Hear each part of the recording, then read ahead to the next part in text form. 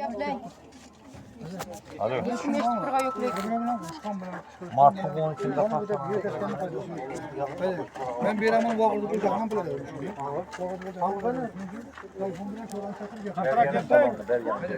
Birinci gepleştik. Bunu bir balonunu, bu balonunu başka mahaleden ekkel tuttu. Ekkel tuttu. Ama o sıradaki uçotunu yok atıyor. Uçotunu yok atmayanda bir de 300 balon. Bir de 180 balon. Ben de bir de bir 70 balon. Bu balon hemen hesaplasan 700 öt gider değil mi? Bir tane bir balon ha. 700 öt gider. 700 balonunu satıp alan adamım yok.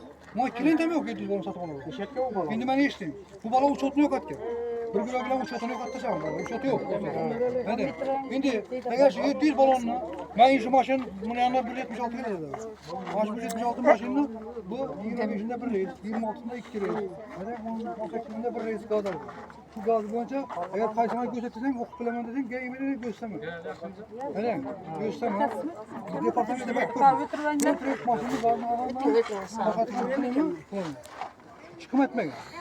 Gazın boyundan düşürmeyin. Şunuz mu? Şu boyunca biraz korkmaz. Bizimden balondan verdim departmanı. Ama ne bakalım balondan verdim. Halabanı verdim, ne bakarı verdim.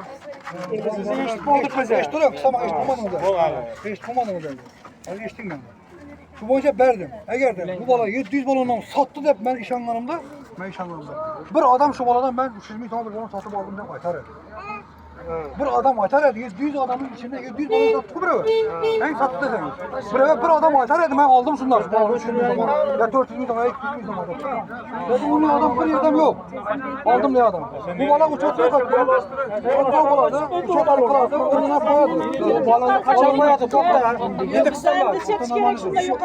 Yakatı yapırdık ama indikatı yapıram ana. İşim ama 80'ine kirgen. Kocalığında bir balonu var. Bir balon. Polanın tüyle vergen.